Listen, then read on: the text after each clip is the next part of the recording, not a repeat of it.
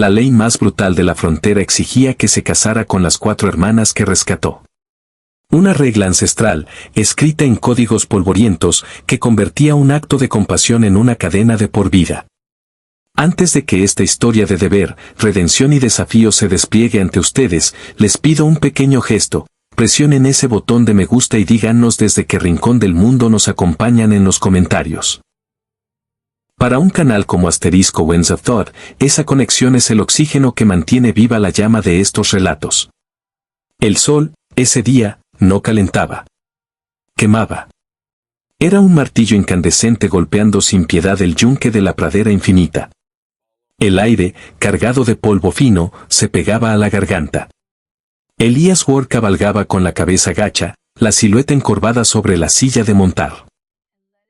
Era un hombre tallado por la soledad, cuyas arrugas contaban más historias de las que sus labios pronunciarían jamás. Prefería su propia compañía, un diálogo interno áspero pero predecible. Su rancho, 60 acres de tierra testaruda y cerca siempre a punto de ceder, era su refugio y su condena. Había llegado allí arrastrando un pasado de sombras, de fracasos silenciosos que resonaban en el eco de la noche. No había podido salvar a quienes más lo necesitaron, y esa culpa, afilada como una navaja, lo había llevado a este exilio autoimpuesto. La soledad no era su elección, era su penitencia. Pero la frontera es una maestra caprichosa, y ese día tenía preparada una lección que pondría a prueba los cimientos de su mundo. El primer aviso no fue visual, sino sonoro. Llegó en una ráfaga de viento, gritos estridentes, entrecortados, seguidos por el llanto desgarrado de una mujer. Luego, el chasquido seco, inconfundible, de un rifle. En un instante, el hombre solitario desapareció. Surgió el veterano. Sus instintos, adormecidos bajo capas de polvo y olvido, se encendieron como la yesca. Sin un comando consciente, espoleó a su caballo hacia una cresta rocosa. El animal, fiel, respondió con un resoplido de esfuerzo. Desde lo alto, la vista fue un puñetazo en el estómago. Abajo, en una barranca poco profunda, el caos se había materializado. Un carro de mercancías, destrozado, yacía de costado, su rueda trasera hecha astillas. La escena coreografiaba una pesadilla. 4 figuras jóvenes, con las manos atadas a la espalda, eran empujadas y golpeadas por 3 hombres de rostros duros, vestidos con harapos que intentaban parecer uniformes, con insignias falsas que brillaban de manera obscena bajo el sol. Un cuarto hombre, inmóvil, yacía junto al carro. Un cuchillo de caza, hundido en su pecho, era el testimonio mudo de una lucha feroz. Estas mujeres no se habían rendido sin pelear. De entre ellas, la más joven, de rasgos delicados y ojos enormes, tropezó con una raíz. Cayó de bruces, y al forcejear por incorporarse, el jirón de su vestido rasgado dejó al descubierto su hombro. Un caballo, nervioso por la violencia, se encabritó justo encima de ella. Los cascos, pesados y mortales, se alzaron contra el cielo despiadado. La chica, Luna, como luego sabría, se quedó helada. No gritó. Simplemente cerró los ojos, un gesto de aceptación última que desató algo primitivo en Elías. La racionalidad se evaporó. Su rifle, una extensión de su brazo, se alzó, apuntó y habló con voz de trueno. El Yenir fue arrancado de su montura como un muñeco de trapo. La respuesta fue inmediata, una bala levantó tierra a centímetros de la bota de Elías.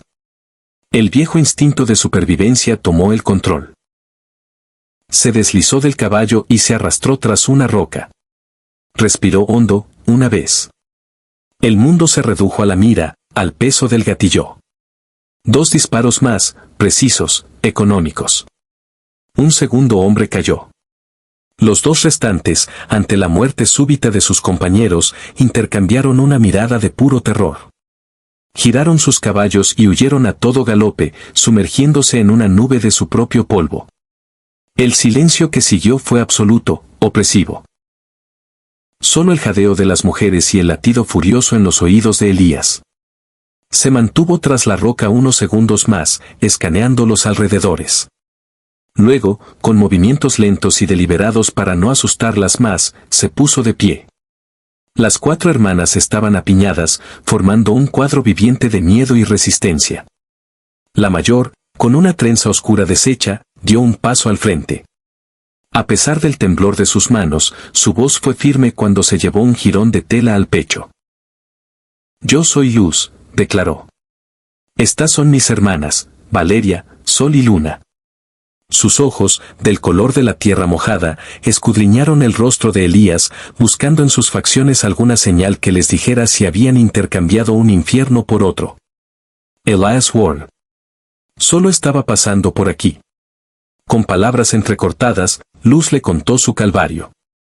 Hombres a caballo habían asaltado su humilde asentamiento en la frontera. No buscaban solo comida o herramientas. Buscaban mercancía.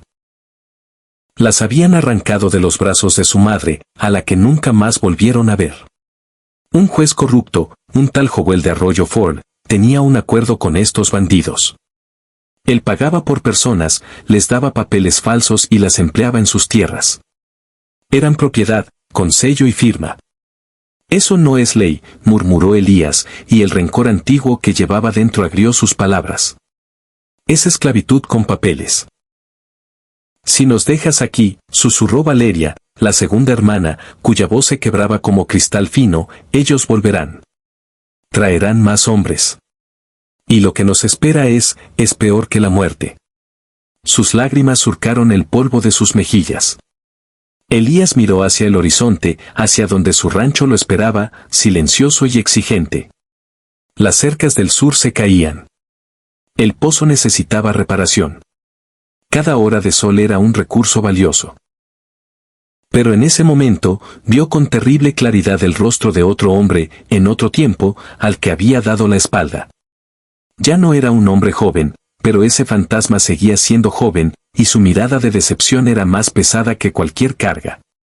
Alejarse ahora no sería una decisión práctica. Sería una traición a lo poco que le quedaba de honor. «Vamos a Stone Creek», anunció, la decisión solidificándose en su voz. «Es el pueblo más cercano. El alguacil tendrá que hacer algo». El viaje fue un silencio tenso, interrumpido solo por el crujir de los aparejos y el resoplar de los caballos. Elías cabalgaba al frente, una centinela de carne y hueso, su rifle apoyado sobre el muslo, sus ojos barriendo cada colina, cada matorral. Detrás, sintió más que vio a la pequeña Luna cabalgar lo más cerca posible de él. No era una cuestión de afecto, sino de supervivencia instintiva. Él era el muro entre ellas y el caos. Stone Creek emergió del calor como un espejismo de madera y desesperanza. Polvo, algunos edificios bajos, el letrero descolorido de una cantina. Al entrar, las miradas de los lugareños se clavaron en ellos como clavos. Eran miradas cargadas de curiosidad malsana, desdén y una pizca de miedo. Las hermanas se apretaron instintivamente. Luz se inclinó hacia Elías y su susurro era apenas audible sobre el ruido de los cascos. «No nos dejes aquí. Por favor. Ya te lo dije. No lo haré». El alguacil Briggs los esperaba en el porche de su oficina, como si el chisme hubiera volado más rápido que sus caballos.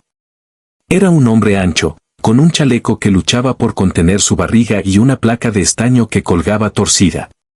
Su sonrisa no llegaba a los ojos, que evaluaron a las mujeres con la frialdad de un comerciante de ganado. Elías relató los hechos con concisión, el carro, los hombres, los disparos. Briggs escuchó, masticando un palillo, y luego escupió al polvo. «Mal asunto, Ward. Los tipos que mataste tenían contrato. Trabajaban para el juez Howell. Él tiene los documentos de transferencia. Firmados y sellados. Estas, señoritas», dijo la palabra con sorna, «son, técnicamente, propiedad suya. Bien comprada». Elías sintió una ira fría ascender por su columna vertebral. «Son personas. No un cargamento de grano. La ley territorial ve las cosas diferente, amigo. Y hay un detalle más». Briggs se acercó, su aliento a tabaco envolviendo a Elías. «Al interrumpir una transacción legal, asumes la responsabilidad por la mercancía, perdón, por las personas involucradas. Es el Estatuto 14, sección 3. Lo llaman, la cláusula del buen samaritano, con ironía, claro. Un mal presentimiento se cerró como un puño en el estómago de Elías. ¿Qué quiere decir?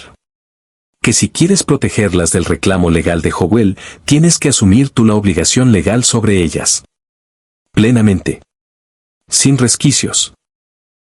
Hizo una pausa dramática, saboreando el momento. Eso significa matrimonio. Matrimonio con las 4. Eres su esposo, su protector y su proveedor, de por vida. Así la ley las saca del inventario de Joel y las pone bajo tu custodia. Es la única manera. La palabra matrimonio explotó en el aire quieto, pesada y grotesca. Luz palideció. Valeria emitió un gemido ahogado. Sol, la tercera hermana de mirada feroz, apretó los puños hasta que los nudillos blanquearon. Luna solo miró a Elías, sus ojos como pozos de miedo. Si te niegas, continuó Briggs, imperturbable, yo, como representante de la ley, tengo el deber de devolver la propiedad a su dueño legal. Y el juez Joel, bueno, no es conocido por su amabilidad con la mercancía dañada o problemática. Elías miró a las hermanas. Vio el terror absoluto en los ojos de Luna, la rabia impotente en los de Sol, la desesperación silenciosa en Valeria, la dignidad fracturada de Luz. Y luego, en su mente, no vio el fantasma del hombre al que falló, sino el rostro de su propia hermana, María, en su lecho de muerte. La promesa que no pudo cumplir. Esta vez era diferente. Esta vez la elección era clara, por más absurda que fuera. Se quitó el sombrero, lo sostuvo con ambas manos frente a su pecho, y miró directamente a Briggs. Su voz, cuando salió, era serena y hueca como el sonido de una roca cayendo a un pozo seco. Acepto la responsabilidad. Un murmullo de asombro, morbo y burla se propagó entre los pocos curiosos reunidos. Las hermanas estaban petrificadas, incapaces de procesar el giro monstruoso de su destino. Briggs, sorprendido por la falta de discusión, asintió lentamente. Entonces, por el poder que me confiere el territorio, las declaro marido y mujeres. Redactaré el certificado. Esa noche, el rancho de Elías, que siempre había sido un refugio de silencio, recibió a sus nuevos habitantes con una quietud aún más profunda, cargada de incredulidad. La casa era una estructura simple, una habitación principal con una estufa y una mesa, y 2 pequeñas alcobas. Una era la suya. La otra, inacabada, con goteras parcheadas y ventanas sin vidrio, sería el cuarto de las 4 hermanas. Ustedes se quedan aquí, anunció Elías, dejando un montón de mantas viejas pero limpias sobre el jergón. Yo dormiré en el granero. Luz, que había estado observando cada uno de sus movimientos con la cautela de un animal herido, frunció el ceño. ¿Por qué? La ley dice que somos, tu familia ahora.